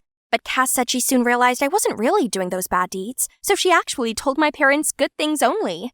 I promise I've stopped working for them. It was wrong of them to spy on you, but I was in the wrong too. I'm sorry, can you forgive me? I believed her, but it wouldn't hurt to use this newfound friendship for some good. So I asked Cass to propose a fun activity for the upcoming holiday season to lighten up this lifeless place. Teachers, listen to you, and we'll donate the money to a good cause. You love this place, don't you? Help make everyone else love it too. Sounds great. Let's do it. Thanks to Cass, our Christmas market came to life. I'd never seen so many smiling faces at Kingsbury. I even managed to secure some last-minute entertainment. Surprisingly, Ian volunteered to perform, and he's really good. He usually wasn't one to stand out, but that night, things changed. Maybe it was the Christmas lights or the Ed Sheeran effect was making Ian everyone's crush, including mine. Not only did we have a blast, but also raised thousands of dollars to donate to a local hospital. A few days after that, we saw Caroline being flirty towards Ian. Of course Caroline would try to sink her teeth into Ian now that she knew he's hot. Luckily, Ian didn't seem interested. What you looking at? Just you, making an absolute fool of yourself? How dare you? Thanks, Cass. She really wasn't taking the hint. That moment, I knew I'd found my people. The next day, while I was concentrating on my math exam, Caroline suddenly showed me something. I'm so sorry. Let's be friends. She wants to make up? Now? Mrs. Harris, she's copying me. What in the world? This shameless liar! I was preparing for the worst when Mrs. Harris said, "What's this, Caroline? Her answers are nothing like yours. Not like Danielle needs to cheat off of you." She then gave me back my sheet and dismissed Caroline's. I could see she was still in shock when she walked out. Incredible! Mrs. Harris totally saw through her act. Mrs. Harris was unlike any other teacher at Kingsbury. She was firm, but kind. With her on my side, Caroline didn't bother me anymore. I felt safe confiding in an adult like her. We eventually became more like friends. You like Ian, don't you? I can tell just by looking. There's a carnival in town tomorrow night. That's your chance to make a move. But, Mrs. Harris, curfew. Okay, it didn't sound like a good idea, but I did want to go on a date with Ian, so I texted him and he immediately said yes. Mrs. Harris basically told me to go for it. What could go wrong? I tried to quietly leave, but as I stepped into the hallway, Mrs. Bell's flashlight blinded me, and boy was she mad. So mad that she dragged me straight to Mr. Hooper's office.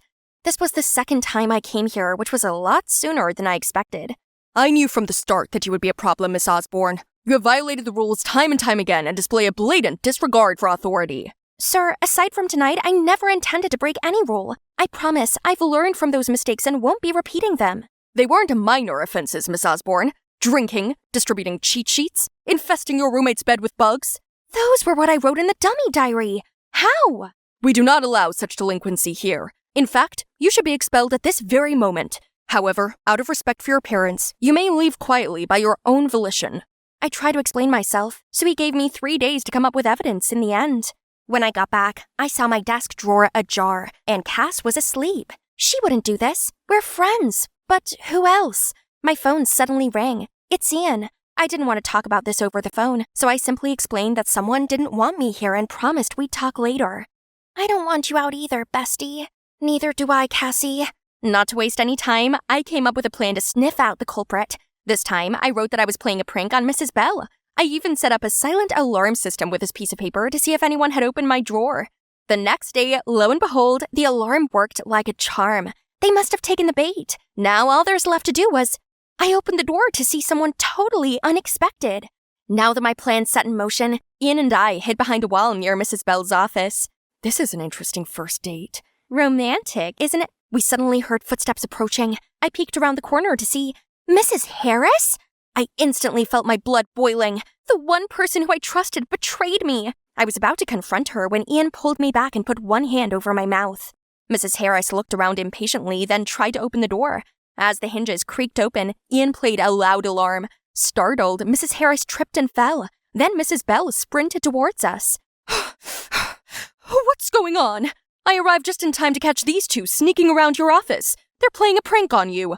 Are you sure? Because that's not what the camera saw. She's lying! She wrote all about it in her diary. I'm here to catch her in the act. Mrs. Harris, how do you know what I write in my personal diary? I was just messing with my roommate. Are you trying to use them against me? Don't believe a word she says. She's delinquent. Why would she write about sneaking in alcohol if she wasn't thinking of doing it? It's only a matter of time. So you just make up something if nothing happens, Mrs. Harris? Caroline appeared alongside Mr. Hooper. Mrs. Harris's face turned white at their sight. Caroline then said she accidentally overheard Mrs. Harris tell me to go out after curfew, which was shocking because she'd heard the same before. That's how Caroline was disciplined while her boyfriend was expelled. Recognizing the pattern in Mrs. Harris's behavior, she came to me. We decided to work together to stop this once and for all. Do you care to explain yourself? You really believe these rascals? They just want to make me look bad. That's not me in that video, it's deep fake. By that point, many students had gathered around us. They all came forward to share similar stories about Mrs. Harris. She gained their trust and persuaded them to break school rules. When they're on the verge of expulsion, she blackmailed their parents into paying her lots of money to keep them here. At this point, Mrs. Harris had to relent and admitted her wrongdoings. Mr. Hooper summoned me to his office the following day. Miss Osborne, I apologize for misjudging you. I am aghast to learn what Mrs. Harris was doing right under my nose. I may have never known it if it wasn't for yesterday's incident, so thank you. I assure you I'll do whatever it takes to fix the damages she caused. Sir, I don't think Mrs. Harris was the root of the problem.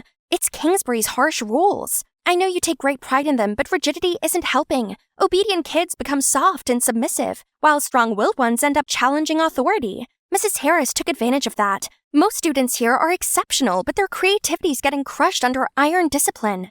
Mr. Hooper patiently listened to me. In the end, he shook my hand and bid me farewell. A week later, we received an email titled "A Message from the Principal." It contained a video of Mr. Hooper giving a formal apology to the students and families who were victimized by Mrs. Harris, who won't be teaching at any school again. He also acknowledged the problems plaguing our school. Going forward, we will be instilling counsel-based solutions to handle students' problems. Several harsh punishments will be abolished, and mental health services will be available to all. In addition, extracurricular activities will be encouraged.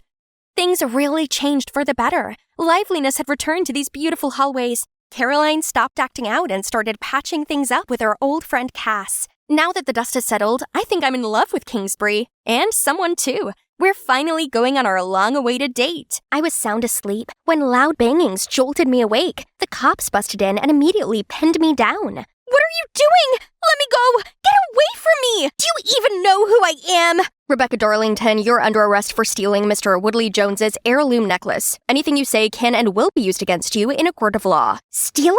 What? No, I didn't do it. Let me go! Man, I got into big trouble that time. Oh, hey guys, I'm Rebecca. Believe it or not, it's actually my bizarre life story here. Before we start, please like and subscribe. My dad passed away when I was only 5, so my mom had to step up and take over the entire family business on her own. And she was the biggest perfectionist on the planet, not just in business, but in the family too. Seriously, it's her way or no way. I hated this and always tried to rebel. However, Mom always found a way to ruin my fun and forced me to study business instead. Boring. But lucky me, my brother, Kevin, always got my back. One morning over breakfast, Mom decided to drop a bombshell on me. Rebecca, I've arranged you a date with Brian, the Woodley Joneses' son. You are to go there for dinner and be on your best behavior. They are very affluent. They own half of the city. No chance. I'm not some pawn in your bid to gain business deals. If you ignore my orders, I'll transfer you to a boarding school all the way to Australia. You wouldn't. Don't test me, young lady. Perhaps you could arrange this date for another time when Rebecca has had time to digest it? If I wanted your input, I would have asked for it. He's my brother, and he has a say in this. Your adopted brother. It's about time he knows his place. Kevin looked so hurt, but still put a smile on for me. He's such an angel, just like his mom, Rosalie. Rosalie used to work here as a maid, and Kevin would often come play with me. But then she suddenly passed away, leaving Kevin all alone in this world. So Mom adopted him out of pity. To me, Kevin's always been a family, and I will not let Mom treat him like that. How about I let her have a taste of her own medicine? So I took Mom's magic money card and went on a huge shopping splurge. Mom wouldn't be mad if her card missed a few zeros, right? Now let's get ready for the date. Ta-da!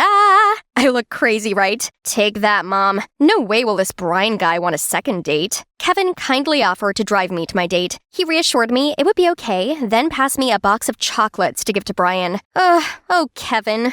It was gone 9 p.m. when I strolled into the grand entrance hall of the Woodley Joneses mansion. Brian's jaw dropped to the floor as soon as he saw my crazy look. Oh, but I didn't stop there. I first asked all the servers to leave us alone, then made him nauseous with my table manners, and wowed him with my big appetite. I even sneaked bites of the chocolates meant for him and playfully fed him some. After dinner, I asked him to give me a tour of the mansion, but by the time we reached the jewelry room, my head was spinning. Then everything went blurry, and I blacked out.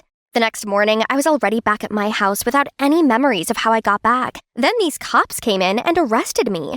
Now I'm in this interrogation room being accused of stealing the Woodley Jones necklace. Apparently, it was quite pricey and had been handed down through 12 generations. You were at the scene of the crime. If you want to prove your innocence, then I suggest you start telling me what happened. Like I said, I went there for dinner, then fainted, and somehow woke up in my bed with cops everywhere. Stop lying. Brian was the one who was drugged, during which time you cut off the power so you wouldn't be caught on CCTV, then stole the necklace, didn't you? Okay, Mr. Policeman. Daniel, right? I know you're trying to play good cop, bad cop with me, so I'll get to the point. Let me go, and I will ask my mom to pay you handsomely. You know her, right? Head of the Darlington conglomerate? Are you trying to bribe to law enforcement? You could get 7 years in jail for this, plus the robbery sentence. I can assure you it wouldn't be less than 10 years. 10 years? I didn't mean to. I just freaked out. I'm rich, okay? I have everything I want. I wouldn't risk stealing something like that. You did send all the staff home, so there's no one to corroborate your story. How exactly did you get home? I told you I blacked out. All I know is I didn't do anything wrong. You couldn't find the necklace at my place or on me either. You have no evidence against me. Then enjoy a stay in a cell for 24 hours, in which time I shall find the proof I need to lock you away for a very long time. Wait, no, please trust me. Someone, anyone. This was so unfair. I just wanted to go home.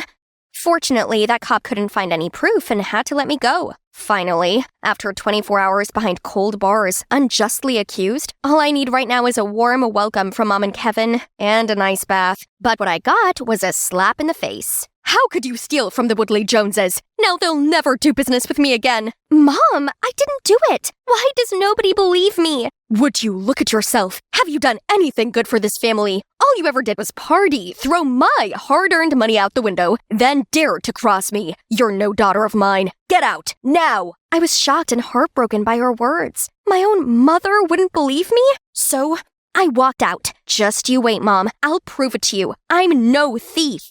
With Kevin's help, I rented a place not too far from home, but it was nowhere near the luxury I was used to. No worries. Once I proved myself innocent, things would get better. Now I just had to find that police guy, Daniel, that arrested me. He must have insight on the case, right? But when I arrived at the police station, I saw Daniel being scolded by his boss. You couldn't even solve the simplest case. Daniel, what has gotten into you? You're off the case. Jack, it's over to you. Leave it with me, sir. I won't let you down, like some incompetents. Sheesh, that Jack guy was such a douchebag. And Daniel sure did look glum about all of this. So I approached him and suggested we work together to find the culprit and kick Jack in the butt. At first, he refused, as apparently a suspect participating in the investigation was not procedure. Relax, it's not like I want access to classified documents or anything. Think of it as working with a suspect. If we cooperate, you could monitor me to see if I really am the culprit. It's a win-win. It's not like that. I'm no longer on the case. Jeez, I didn't expect you to give up so easily. So much for being a pro. Maybe your boss was right to reassign the case. Who are you to judge me? You're still the #1 suspect in this case, and I got my eyes on you, thief. So, is that a yes? Ugh, fine. Bingo. Surely there's no place better to hunt for clues than the crime scene, right? But Brian's mansion was locked down and had security everywhere. Luckily, Daniel told me he'd already studied the house's layout and knew that the only way to intrude without being noticed was through this door. Yes, folks, you heard it right. A dog door. The bar couldn't get any lower, could it? Just shut up. We sneaked through it and ended up in the staff kitchen. The main building has already been fully swept, as that's where we knew the main suspect was. The staff quarters weren't a focus point. Daniel launched into a CSI mode, checking the area for footprints, and I watched with fascination. He found a strange shoe print which didn't belong to any of the staff, as they were required to wear uniform shoes. This type of shoe print is rare. This could be a big clue. I didn't want him to start accusing me again, so I wiggled my foot about. It's obviously not my tiny size 6 feet. I didn't say a thing about you. This obviously belonged to a man with size 12 feet. Is it your accomplice? Is he Bigfoot or something? Are you crazy? Whose accomplice, you madcap? Shush! Are you trying to get us caught? Oopsie. Just then, we heard running footsteps coming our way. Shoot, we gotta get out. The only escape is through this window. Again? Oh, what a burden. Daniel grabbed my hand, then we both jumped through the window. Smack! His shoe was right up my face. Ouch! Get your dirty foot off me! I tried getting up, and we ended up kissing. My first kiss. Wait, what is that sound? I turned around to see two big dogs growling at us. We run on the count of 3, okay? 1, just run! We ran straight to the road and caught a taxi, leaving behind those vicious dogs. Your hand? Sorry. It was because of those dogs. Is being chased by dogs the in-trend? A few nights ago, I saw those exact 2 dogs chasing another man along this road. Daniel immediately asked the driver to show him his dashcam footage. It showed this tall, masked man in all black coming out of Brian's house. A shiver ran through me at the sight of him. There was something unsettlingly familiar. The next day, Daniel made me traipse into at least a dozen different shoe stores so he could ask the staff about the sole print we'd found last night, but no luck. The scorching sun was getting to me, so Daniel brought out this umbrella. Cute, huh? If only this big hole hadn't been directly above me. By lunchtime, I saw Daniel sweating in the heat, so I grabbed a tissue to wipe for him. The heat rose as we were so close, but once done, he was even more oily. We were just like 2 peas in a pod. Later that day, we made it to this ancient shoe shop that said it was a Leighton, a brand that made customized handmade shoes. Wait, I've heard about that exclusive brand before, but if someone could afford these shoes, why would they go out and about stealing? Daniel seemed to agree, and the investigation was at a dead end. The truth is, I had my suspicions about who the real thief was, so I went back to the crime scene to see if I could find any evidence. Daniel did say this dock door was the only other way in, so I searched around the area and spotted this shiny bracelet in a bush. Oh, I know who this belongs to. So I've asked him to meet me here. I found your bracelet. Thank you so much. You know how important this is to me. The bracelet is a keepsake from my mom. She gave it to me before she passed away. I found it at Brian's house. The night you drove me to Brian's, did you go straight home afterward? Yeah, of course. I've been on the investigation for a couple of days and found that the thief wore size 12 Leighton shoes. I gave you a pair for your birthday. The thief was also identified by a taxi driver's dash cam as a male, around 5'10", the exact body figure of you. And now this bracelet? The coincidences are stacking up, but I can't believe it. Not without your explanation. After all, you are my brother. Yes, it was me, but I had no other choice. I actually have a sister, half-sister from my dad's side, and she's going through surgery. I really needed the money to pay her bills. I might look successful on the outside, but I work for your mom unpaid. Don't get me wrong, I'm grateful for all she's done for me, and I couldn't ask her for more, so I took the risk. Why didn't you tell me? I can help you. You were always embroiled in arguments with your mom, so I don't want to burden you further. And you only seem to need me when you're in trouble. That's true. Thinking back, we rarely talked. Even when we talked, it was always me complaining about Mom to him without realizing Mom has been the hardest on him. I hated what he did, but I knew he only did it to save his sister, and I felt terrible that I'd had Kevin's love and care all of these years, and she hadn't. Kevin, don't worry. Just leave it to me. The next day, Daniel came to see me and told me the police department had just found new evidence against me. The chocolates I'd given to Brian that night contained anesthetics. It all sounds very suspicious to me and may just change the direction of my investigation. Are you investigating me now? No, it's highly possible that the real culprit wanted to target you. I need your cooperation. We have to hurry before they blame it all on you. Who helped you prepare the present that day? No one. I bought them at the store. I felt awful lying to Daniel, but I couldn't let Kevin go down for this. Not when his sister needed him. It was time for me to put an end to this devastating chain of events. I went to the police station and confessed to stealing the necklace. They arrested me, and right at that moment, Daniel stepped in, surprised. Rebecca, what are you doing here? Let her go! What are you doing? We can't arrest her without evidence. Daniel, it's okay. I already confessed. What? That's nonsense. I insisted that I did it, and he had no choice but to let them arrest me. I know it's not that simple, Rebecca, and I'm going to prove it. Daniel was right. Everything was off about this trial. First, this Jack guy had somehow swapped all the evidence against Kevin to me. From my shoe prints on the staff kitchen to the recording from the taxi driver. Plus, the necklace was later found in Miss Rebecca Darlington's bedroom. It was never there in the first place. I wanted to speak up for myself, but that douchebag Jack shut me up. The judge was about to sentence me when Daniel kicked the door and barged in. Stop! Your Honor, I believe all the evidence presented to you was faked by him. The whole court bursted out in surprise. Turns out Daniel's boss had suspected Jack was a rotten apple, so he actually wanted to use this chance to expose him. He pretended to kick Daniel out of the case and appointed Jack instead to lure him into the trap. As predicted, after I confessed to the crime, Daniel followed Jack and saw that he was taking bribes from Kevin. Well paid. I'll fake the evidence. Rebecca will go down for this. Don't mess it up. It's tricky enough to get that brat to take the blame for me. He played me? There was no half-sister who's in the hospital?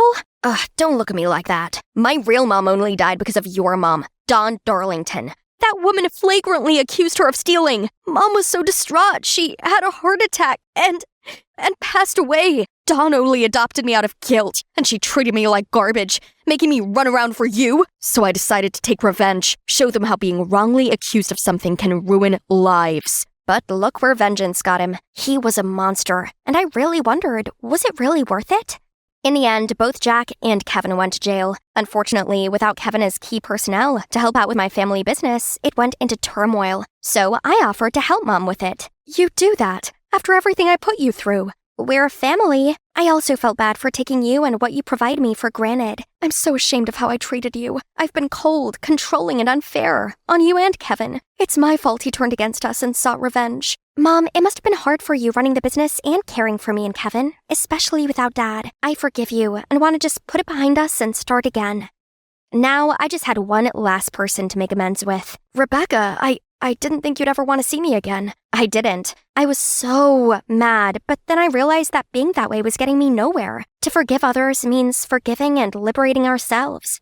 I walked out of the prison feeling much more positive about it all and saw Daniel waiting for me. Say, we make a good team. What do you think about being my partner? Partner? For investigative purposes or for life? How about both? I was at the fish market busy selling some crabs to a customer when I turned around and saw this guy stealing our fish. He quickly ran away. I grabbed a stone, aiming it at the thief, but suddenly a guy appeared and it hit him instead. Hey, what was that? Let go of me! Shouldn't you at least apologize? I looked over and the thief was nowhere to be found. The thief's escaped! You should apologize! But the guy just frowned and huffed off. Hi, I'm Serena, and I was brought up here, in this picturesque fishing town. When I was little, I lost Mom and Dad to the sea, so Grandma raised me. We couldn't afford school for me. Instead, I helped Grandma sell fish at the market to make ends meet. But things weren't always easy. Serena, you all right? Yes, I just wish people wouldn't steal. I know. Hopefully it was an extra stinky fish that will give them a tummy ache. That's Edward, my best friend since childhood. Edward's parents are also fishermen, so we naturally bond together and grew up inseparable. Later, Edward and I were busy closing when I heard murmurs and saw Mr. Elbridge, the fishing enforcement officer. Anyone caught poaching striped bass will be given a hefty fine. What? You gotta be kidding me! Sir, it's only considered poaching if they were caught out of season, which they're not. Oh, really? Do you have the legal documentation to overpower my decision? Nope. Thought as much. He's obviously abusing his power. At home, I told Grandma everything that had happened at the fish market. I know it's not fair, sweetie, but maybe one day you could study, become an amazing lawyer, and help the local fishermen. I want to help. I can tutor you if you'd like. That's brilliant! Since then, Edward stayed true to his word and tutored me. He was smart, kind, and so patient in explaining things to me. Time flies, and by the time I turned 13, I had the biggest crush on Edward, but I had no clue how he felt about me. I'll wash up. In the future, I'll always share the housework with you. What does he mean by that? Does he also have feelings for me? The next day, when Edward and I were having ice cream, some kids came in and started making fun of me. Do you know eating too much ice cream makes you fat? Oh, of course you don't, because you don't go to school. She doesn't need to. She's still far smarter than you'll ever be. Why did you always stick up for me? Is it because you think of me as a little sister? I need to stop daydreaming. He doesn't have those kinds of feelings for me. Then, when I turned 17, something terrible happened. Grandma fell so sick that she passed away. At the funeral, I felt so alone with all the adults around, and Edward was nowhere to be seen. When everything was settled, Uncle Leon said he'd take me to live with his family in the city. I had to tell Edward, but when I got to his house, it was all locked up. So I quickly slid a note with my uncle's address under his door, then left for the city.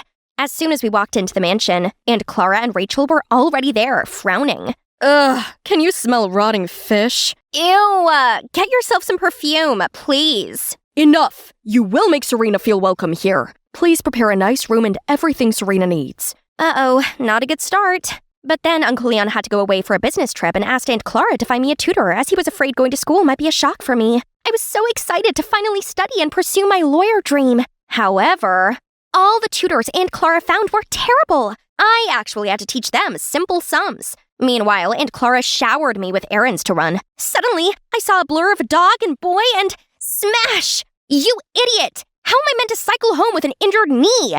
You're hearing this, Rex? How is she gonna cycle back home? Sorry, I'll take you home. I accepted his offer, mainly because I didn't exactly have much choice. What's your number? Wow, that was quick. Stop daydreaming. I need it in case I decide to sue you. The guy, Henry, finally quit fooling around and gave me his number. When we got to the mansion, I caught sight of a familiar figure. Edward! I limped over and looped my arms around him. Who are you? Before I could respond, Henry shrugged his shoulders, then left.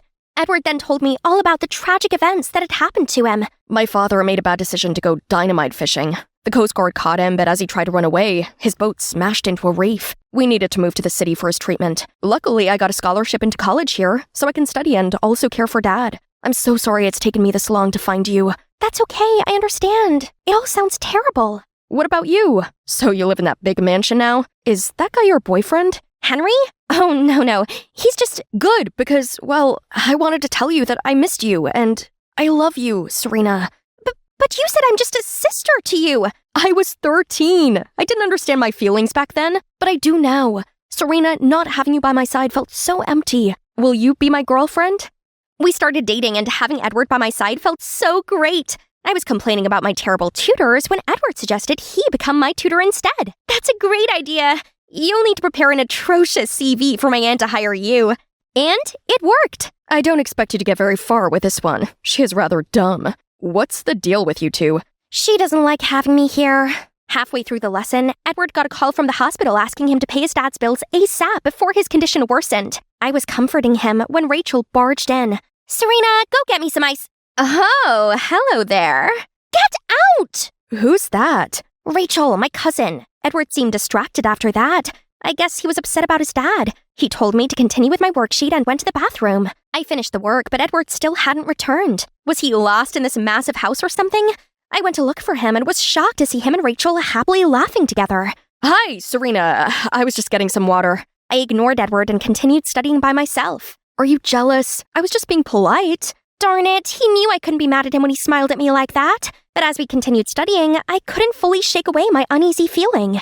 But the next day, I was waiting to study with Edward when Edward won't be coming today. What? I asked her why, but she just walked off. As she left, I heard her ask the maid to bring fruits to Rachel and her new tutor. Huh? Since when did Rachel have a tutor? Sensing something was up, I sneaked over to Rachel's room and spotted Edward? Serena, what are you doing over here? Oh, is stalking your new hobby now? I looked at Edward, but he just sat still, so I ran off with blurry eyes and an aching heart. Edward tried to call me, but I just ignored it. That night, he texted me and insisted on waiting for me. I wanted to hear him out, but I was still so angry at him. Serena, please. Your aunt told me I couldn't tutor you anymore and asked me to be Rachel's tutor instead. I need the money for my dad's treatment. I can't turn this amount of money down. Ugh, my aunt was such a witch! I'm so sorry. I would much rather be tutoring you. You're the only girl for me, but I can't lose this job. So let's keep our relationship a secret, okay? This was no big deal, right? It was me he wanted, not Rachel. Edward's birthday soon arrived, and we have a date at this restaurant today. I was excited when my phone buzzed. Sorry, babe, something's come up. Can't make it. X. It must have been something super important for him to cancel like that. But on my way home, I passed another restaurant and couldn't believe my eyes. Edward and Rachel were sitting together. Rage swarmed over me, and before I could stop myself, I charged in there. Edward, how could you? Jeez, what's up with you? He's not even your tutor anymore. Ask him how long he's known me for. I was just your tutor, that's all. I couldn't believe this, so I stormed off. I felt like such a fool for ever believing his lies. While running in tears, I bumped straight into Henry. You look like you just got dumped. It was the straw that broke the camel's back, so I started crying louder. It's not me. I didn't do anything. Please stop crying. Anything you want, anything. How about the aquarium? It turns out the aquarium was just what I needed. Watching the fish was so relaxing, and Henry was surprisingly a lot of fun to be around. Your parents must be super easygoing to put up with you. Nope, my lawyer mom is way opposite. Oh wow, that's cool. It's my dream to be a lawyer. Is that so? My school's interviewing for a law foundation course. You should apply. A law foundation course, huh? Should I give it a try? I arrived home feeling better, but Aunt Clara wouldn't leave me alone with her usual mocking routines. You spoiled ingrate! Soon you'll be 18 and I can rid my hands of you. I had enough. So I decided to apply for the foundation program Henry mentioned. It was time to focus on my dream without any further distractions. I studied hard and went to the library for materials. Henry offered to help, and even though I still found him childish sometimes, he was actually quite smart and knew loads about the law. One time, Henry invited me to come watch his debate team. Only when I showed up and spoke to Henry, I saw Edward walk in. My dad's ill, yet here you are, with him? Serena can go where she pleases. It's okay, Henry. I got it. Rachel's just my friend. I love you, not her. I just need to earn enough money. Then I'll end this mess with Rachel for good. What he did was still hard to accept, but he was in a tough situation. I would be a terrible girlfriend if I didn't support him, right? Despite all this drama, I'd been studying hard, and now it was time for my interview. Only on my way there, I saw a woman yelling at 2 students. Watch where you're going, you idiots! Excuse me, but this is a pedestrian crossing, hence the driver's fault for not stopping. How dare you speak the law to me, you little girl? Do you know who I am? But as everyone started buzzing, she had no choice but to drive off. What happened? I explained it to him and pointed at the woman's car. He didn't say anything, but seemed quite surprised. We then went to the interview, but when I told the assistant my name, she smiled and said, "You don't need to draw a number. Mrs. Shodden was impressed with your profile, so she wishes to interview you herself. It's best you follow the right procedure." I was a bit confused, but Henry knew better than me. Anyway, I had my interview with someone else, and I passed. Yay! Since then, I studied hard, and Henry helped me a lot. On my first oral exam, he even came along to encourage me. Only as soon as I stepped into the room, I saw that rude woman standing there. Hang on, she's the judge! Nerves wriggled at me, but I kept calm and nailed the exam. But afterward, she charged over to me. "Don't expect a pass from me, you manipulative girl, seducing my son to get into this college." Huh? Her son? Who? Mom, you can't do that. The exam's recorded. They'll see you're just being prejudiced. I insist you cut ties with this schemer at once. She humiliated me in front of a crowd and tried to smudge my impeccable reputation. No, she didn't. She was just telling the truth. Oh, and that day, I purposely called her in for an interview, but turned out you intervened. And ever since then, this snake was following you everywhere. So end it at once or leave. So this woman is Miss Shodden? And worse still, she's Henry's mom? Suddenly, Henry grabbed my hand and led me out of there. How dare you! You're ungrateful and spoiled! I only adopted you so I had someone to look after me in my old age. But you know what? You'll never be my son! Don't forget to take your meds twice a day. Seeing him talk back to his mother just to defend me, I couldn't help but ask, Henry, why did you help me so much? It's because Mom was in the wrong, and seeing you getting pushed around hurts me a lot. Why, Henry? 'Cause I like you a lot. Let me be there for you. Henry, your mom shouldn't have spoken to you like that. But she was only angry because she cares about you. You should talk to her. I really hope things will turn out fine between them. Henry dropped me home, and now all I could think about was his love confession. To be honest, I do have feelings for Henry, but what about Edward? What about our years spent together? Suddenly, I got a text from Edward asking to meet up. I guess it was time to sort this out. While waiting for Edward to order ice cream, I got a message from Henry saying he was coming to my place for some great news. I asked him to come pick me up instead. This reminds me of our fishing village in summer and getting ice creams at the end of a sweltering day. I love you, Serena. I always cherish our memories together every day. Edward, actually, this isn't working. I think we should stop seeing each other. What? Why? I soon realized that something was wrong with our relationship. I just didn't have the courage to face it. We had a special friendship that I cherished and nurtured, but now I think it's time for me to accept the truth that we're not meant for each other. Bye, Edward. I wish you the best with Rachel. As I stepped out of there, I saw Henry waiting for me, and I instantly felt better. I made up with my mom. She apologized for what she said in her temper, and told me that I would always be her real son. Henry, that's brilliant news! Right then, I got a message from Miss Shodden. Serena, I apologized for my behavior. I am most pleased Henry is getting to know such a righteous lawyer in the making. It looks like everything's falling into place. I arrived home, not expecting to see Rachel in a fit of tears. Mom, make her leave! This is all her fault! How dare you bewitch Edward? He's quit tutoring Rachel, and now my poor Rachel is distraught. I will keep on hiring you awful tutors and see how long it takes until you break. Is that so? So Uncle Leon stopped Rachel's allowance and took Aunt Clara's credit cards off her. He also made them apologize to me. I told him about my foundation placement, and he was so happy for me and offered to rent me an apartment near the college. It's time to live my dream.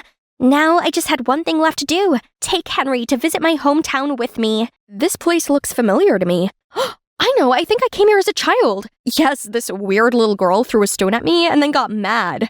I suddenly realized Henry was that tourist guy I met when I was 10. Yep, that would be me. Henry seemed surprised, then suddenly pulled me in. I guess some things are just meant to be.